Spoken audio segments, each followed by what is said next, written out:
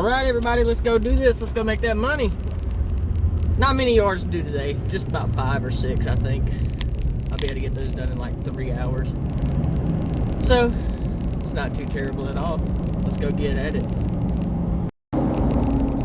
With it being super early in the season, the yards that I'm going to cut, pretty much all of them are Bermuda grass. So it's still a little dormant right now, even though we've gotten good ground temperatures and everything's starting to bloom and grow. With it being a warm season grass, it's going to take a little longer for it to start to turn green. So we're going to scalp cut these yards. We're going to cut them down to probably 2 inches, so it's not technically a scalp cut, but I'm going to cut them down low, and then we're going to get to letting it grow. Once that sun hits the ground, starts warming that temperature up, these yards start turning green a little faster, we'll get this season kicked off. I'm ready for it. I love cutting grass. It's one of the few passions that I have in this life that, I mean, it just drives me every day. The hard work, the physical labor, I live for it. I mean, I absolutely love it. Not only that, but the way that you can take a yard from absolutely nothing and make it look amazing by just doing regular cuts and regular maintenance on it. Some of the yards that I maintenance, the neighborhoods were new starting out, so a lot of them, they had no grass in the backyards because they just throw out junk, you know what I mean? And it doesn't really take a lot of times with this red mud the way that it works.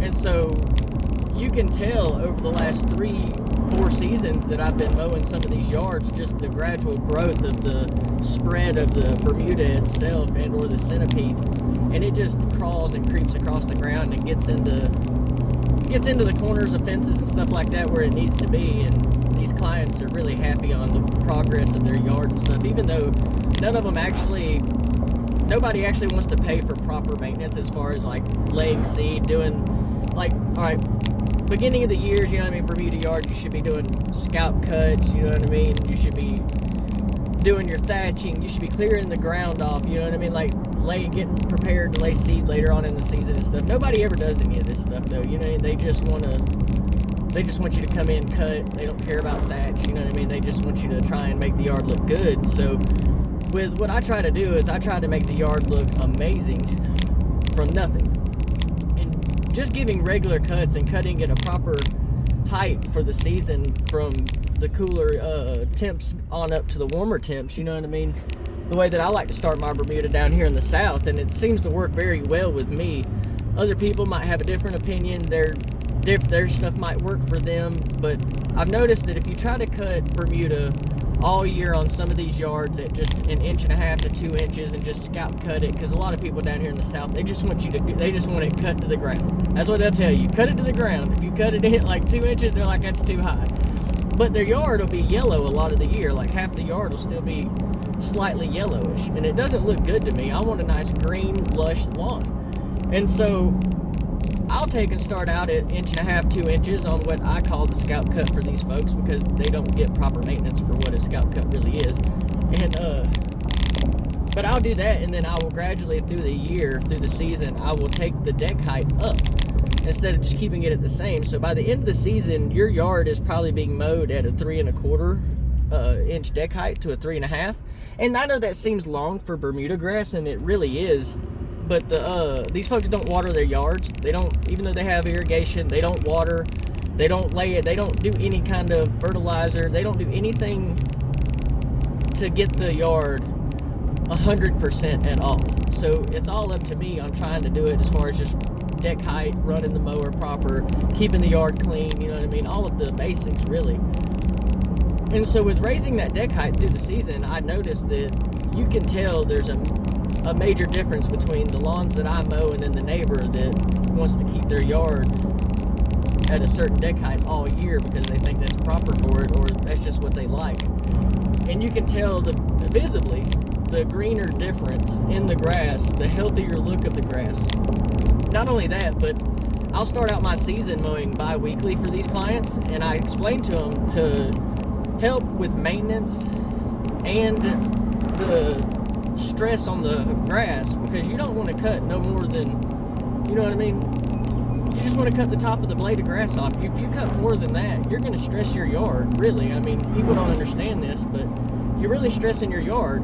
And so I'll go from cutting bi-weekly to mowing weekly during the hardest parts of the season. And that's to not only help with maintenance, but it helps with your lawn, and it helps keep your lawn healthier to where you don't have to worry about watering it, and you can rely on just the rain that we get. Even though down in my region we have a bad drought, you know what I mean, like a lot of other places, we have a bad drought for at least 2 months, you know what I mean, sometimes 3, and we won't get rain at times for, I know, a month and a half to 2 months straight. And this is every year since I've moved to Anderson. It's just the way it is down here, and it's almost like a subtropical climate, even though we're higher up in the state. It's really weird. Like, we get some really bad temps down here in Anderson on the higher end, but these folks don't water, they don't combat any of that stuff, and so it's all up to me on just trying to run the mower proper and keep their yard in top shape, you know, because if you scalp a yard, that's like if you don't use your foot lever on a zero turn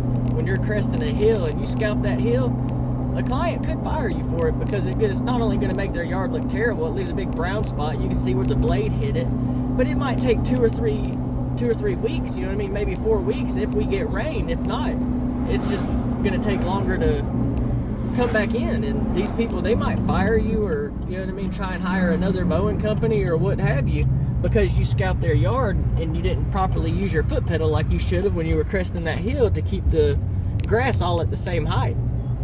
And so you really have to be careful down here. But yeah, everything that I do is run off of just what I have found that works for me. And like I said, if you start your season bi-weekly and then move into weekly, not only that, but you raise your deck height as you go, not drastically. I'm not talking about going from 2 inches to 3 inches right off the get. No, you want to gradually work it up there, you know what I mean? And that way you're not cutting very much off of your blades off of your blades of grass whenever you do mow,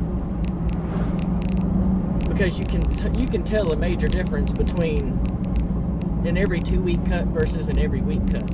And I even have clients that want me to only cut once a month, and I hate to do that, you know what I mean? It's awful on my equipment, but hey, I'm going to make the money and I'm going to help them out, because I don't like to see anybody struggle and not be able to afford something and then get fined by the county or what have you for having long grass. And so I will do a once a month cut for a lot of folks, you know what I mean? I don't charge them outrageously for it or anything like that. It's a very reasonable cut. But now those yards there, I'll try to scalp them. I'm trying to cut them as low as I can every single time, only because I know I'm not going to be there for another month. And so if I can cut you down real low to help save, you know what I mean, time on me, then it's gonna, and still keep your yard looking good. Because if it's cut super low and still has a little yellow in it, then it looks better than being super tall and getting fined from the county, in my opinion. So either way, you know what I mean, it's still a win-win situation on both parties' sides. And not only that, everybody, but I want everybody to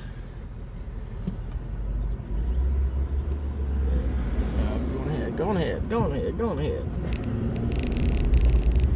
But anyways, I want everybody to try and do something this season if you have a lawn care company. I do what is called civil duty cuts.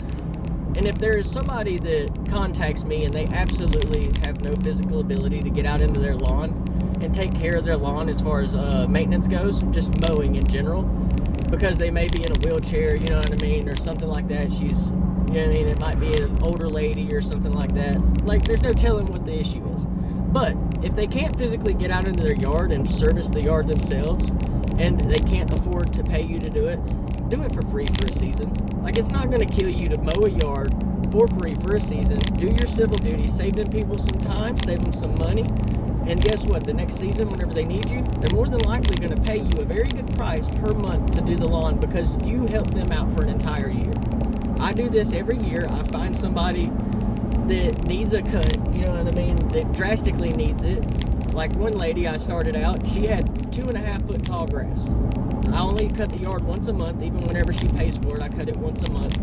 And it helps her out, and it helps me out also, because I get paid, you know what I mean, this time. But Yeah, for that first year though, I didn't charge her. She's in a wheelchair. She has a ramp. You know what I mean? Her grass was 2.5 foot tall, and she was being threatened by the county. So I did my part. Like, she's a neighbor. You're supposed to love thy neighbor, and keep that in mind.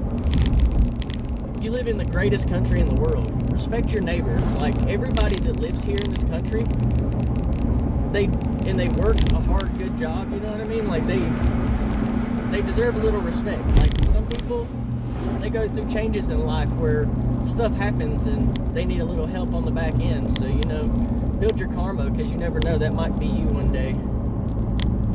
You might be the one needing the help from somebody else. You absolutely don't know what life is going to hand you from day to day. So you need to stay humble. You need to help your neighbors whenever you can. You need to help other folks whenever you can.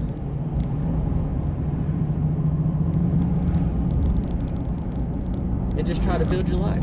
I mean, that's what it's about. Live happy. Find something you love to do in life and do it. That's like mowing. It's a passion of mine. So even though I'm out here working, doing 15 yards in a day on the weekend, I absolutely love doing it. It's the drive. It's the push. It gives me motivation to go and do other things, because I know that I can push myself to do certain things in life and accomplish certain things, and do it. Just go do it. I know you can. You just have to believe that you can. So chase your dreams, stay humble, respect your neighbors, love your neighbors, respect your family, love your family, and do everything you can to build yourself, your life, and your surroundings.